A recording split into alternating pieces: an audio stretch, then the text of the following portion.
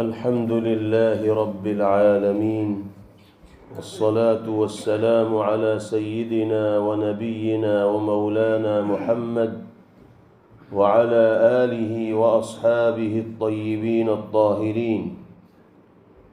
أما بعد، فعن أبي جري الهجيمي رضي الله تعالى عنه أنه قال: قلت يا رسول الله، إنا قوم من أهل البادية فعلمنا شيئا ينفعنا الله به. فقال صلى الله عليه وسلم: لا تحقرن من المعروف شيئا ولو أن تفرغ من دلوك في إناء المستسقي، ولو تكلم أخاك ووجهك إليه منبسط، أو كما قال صلى الله عليه وسلم. ایک صحابی جو ابو جری حجمی رضی اللہ تعالیٰ عنہ کے نام سے معروف و مشہور ہیں، نبی کریم علیہ السلام کی خدمت میں حاضر ہوئے اور عرض کیا کہ یا رسول اللہ، ہم دیہات کے رہنے والے لوگ ہیں، شہر سے دور رہتے ہیں اور بار بار آپ کی خدمت میں حاضر ہونا ہمارے لیے مشکل و دشوار ہوتا ہے، اس لیے آپ ہمیں کوئی ایسی نصیحت فرما دیجئے کہ جس پر ہم عمل کریں اور اللہ رب العزت والجلال اس کا نفع اور فائدہ ہمیں عطا فرمائے۔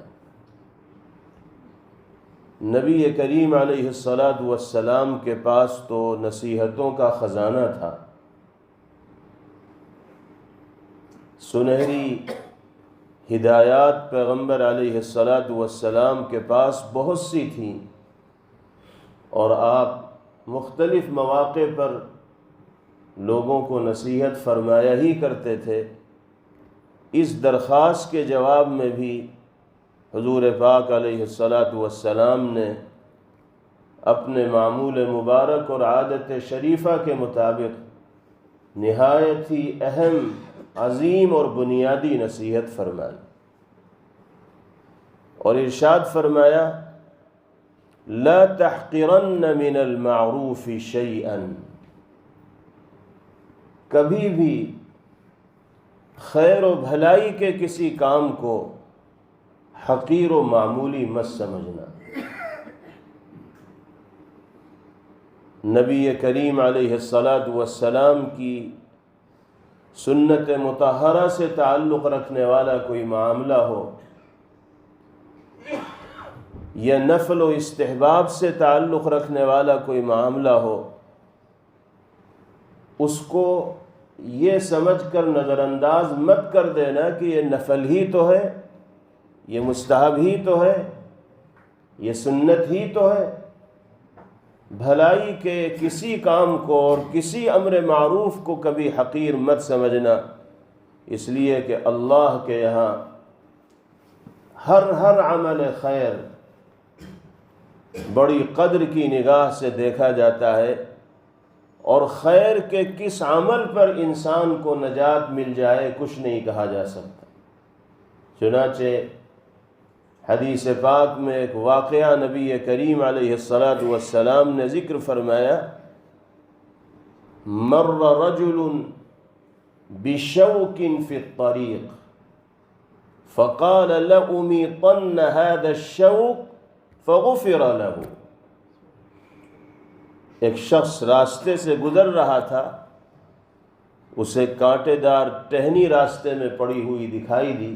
اس نے یہ سوچا کہ کہیں کوئی راہگیر ان کانٹوں میں پھنس کر تکلیف کا سامنا کرنے والا نہ بنے، اس لیے اس نے یہ عزم کیا اور ارادہ کیا کہ میں اس کانٹے کو راستے سے ہٹاؤں گا، پختہ عزم کیا۔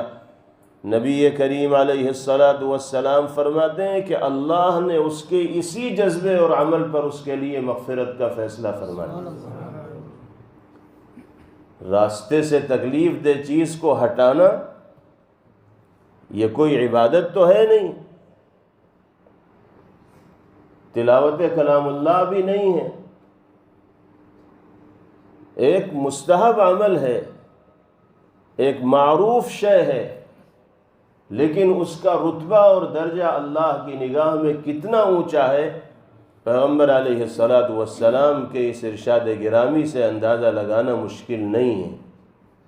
حضور پاک علیہ السلام یہی فرما رہے ہیں، لا تحقرن من المعروف شیئا، کبھی کسی خیر کے کام کو اور بھلائی کے کام کو ہلکے میں مت لینا، حقیر و معمولی مت سمجھنا، بلکہ بڑی عظمت، قدر و منزلت اور احترام کے جذبے کے ساتھ دین کے تقاضے پر عمل کرنا اور خیر کے کاموں کو انجام دینا۔ حضرت امام ابو داود سجستانی رحمہ اللہ جلیل القدر محدث گزرے ہیں، انہوں نے نبی کریم علیہ السلام کی احادیث طیبہ کا ایک مجموعہ مرتب فرمایا جو سنن ابی داود کے نام سے معروف ہے، جس میں فقہی ابواب کی ترتیب پر احادیث طیبہ کو جمع کیا گیا اور احکام سے متعلق روایات کو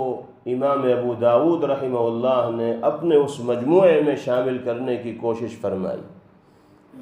5 لاکھ احادیث سے انتخاب فرما کر امام ابو داود رحمہ اللہ نے اس مجموعے احادیث کو مرتب فرمایا ہے۔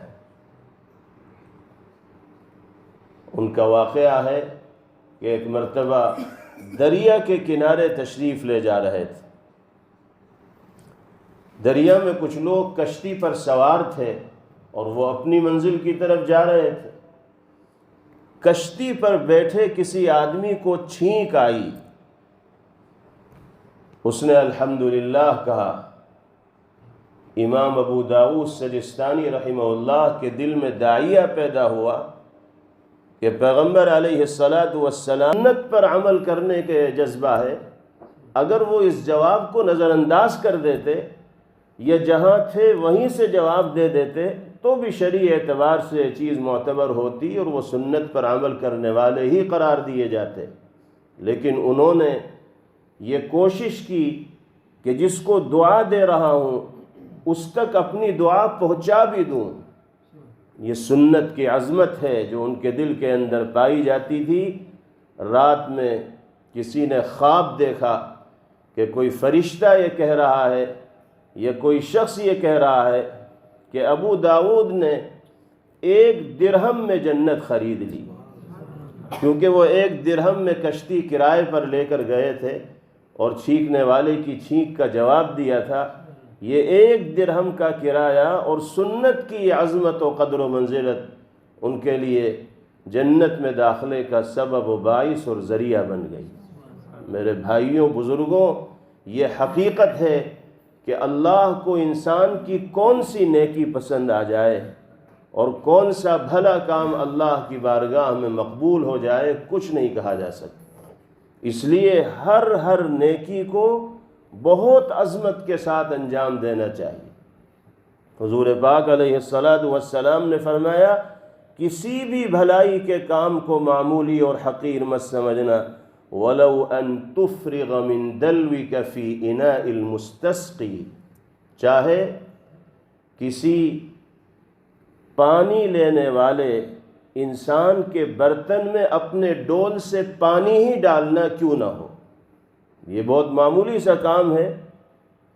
جب کنووں سے پانی لیا جاتا تھا تو لائن لگتی تھی اور باری باری لوگ اپنا برتن کنویں کے اندر ڈالتے تھے اور پانی بھرا کرتے تھے۔ اب اگر کوئی آدمی لائن میں لگے کسی شخص کو یہ سمجھ رہا ہے کمزور ہے، بزرگ ہے، ضعیف ہے یا خاتون ہے، اس کو دیر تک انتظار نہ کرنا پڑے، اس کی باری پہلے آ گئی، اس نے اپنا ڈول کنویں کے اندر ڈالا اور اپنے برتن میں پانی ڈالنے کے بجائے اپنے بڑے بھائی کے برتن میں پانی ڈال دیا، اپنی بہن کے برتن میں پانی ڈال دیا، کسی کمزور کے برتن میں پانی ڈال دیا، تو اللہ کے یہاں اس کا یہ عمل اتنا مقبول ہوگا کہ بھاری بھاری عبادتیں اس درجے کو نہیں پہنچ سکتی۔ تو کسی بھی کام کو حقیر نہ سمجھا جائے۔ یہ مثال دی ہے پیغمبر علیہ الصلوۃ والسلام۔ اسی طرح مثال دی وَلَوْ أَن تَلْقَى أَخَاكَ بِوَجْهٍ طَلْقٍ وَلَوْ أَن تَكَلَّمَ أَخَاكَ وَوَجْهُكَ إِلَيْهِ مُنبَسِطٌ۔ کسی بھی معمولی کام کو حقیر مت سمجھنا، چاہے اپنے بھائی کے ساتھ ہنستے مسکراتے گفتگو کرنا ہی کیوں نہ ہو۔ اگر کسی سے ملاقات کے وقت آپ اپنے چہرے پر تھوڑی سی مسکراہٹ لے آئیں گے تو آپ کا کیا خرچ ہو جائے گا؟ کتنے ٹکے خرچ ہو جائیں گے، یا کتنے پاؤنڈ خرچ ہو جائیں گے، یا کتنے پیر گھس جائیں گے، یا کتنی زبان گھس جائے گی؟ ذرا سی مسکراہٹ ہی تو لانی ہے۔ اس مسکراہٹ کی وجہ سے آپ سامنے والے کا دل جیت لیں گے، اس کی محبت کو حاصل کر لیں گے۔ وہ سمجھے گا کہ اس کے دل میں میری قدر و منزلت ہے، یہ دل سے مجھے مل رہا ہے، ملاقات کر رہا ہے۔ اور پیغمبر علیہ الصلوۃ والسلام نے ارشاد فرمایا کہ اللہ کی نگاہ میں افضل ترین عمل کسی مسلمان کے دل کو خوش کرنا ہے۔ ہم ملاقات کے انداز کے ذریعے بھی سامنے والے کے دل کو خوش کر سکتے ہیں۔ بعض لوگ ملتے ہیں لیکن چہرہ ان کا ایسا بنا ہوا ہوتا ہے کہ ملنے والے کو کسی طرح کی فرحت و خوشی کا ادراک و احساس نہیں ہوتا، اور سامنے والا محسوس کر لیتا ہے کہ بھاری دل کے ساتھ مجھ سے ملا جا رہا ہے، بشاشت و خوشی اور مسرت کے ساتھ نہیں ملا جا رہا ہے۔ نبی کریم علیہ الصلوۃ والسلام نے ارشاد فرمایا رکنا یہ بھی صدقہ ہے، یہاں تک کہ نبی کریم علیہ الصلوۃ والسلام نے ارشاد فرمایا کہ محبت کے ساتھ اپنی بیوی کے منہ میں لقمہ ڈالنا یہ بھی صدقے کے برابر ثواب رکھنے والا عمل ہے۔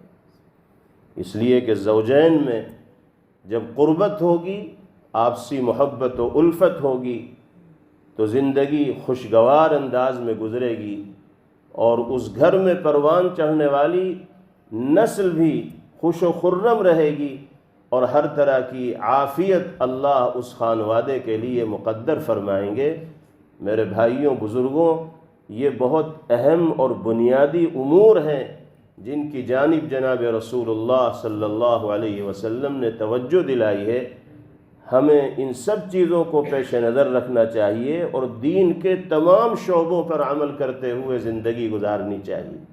دینداری صرف نماز پڑھنے کا نام نہیں ہے، صرف روزے رکھ لینے کا نام نہیں ہے، بلکہ زندگی کے تمام شعبوں میں پیغمبر علیہ الصلوۃ والسلام کی ہدایات و تعلیمات کو نافذ کرنے کا نام دین ہے۔ اللہ تعالی ہم سب کو ان ہدایات پر عمل کرنے کی توفیق نصیب فرمائے، اور آپسی محبت کے جذبات سے باری تعالی ہمارے قلوب کو معمور و منور فرمائے۔ وآخر دعوانا ان الحمد للہ رب العالمین۔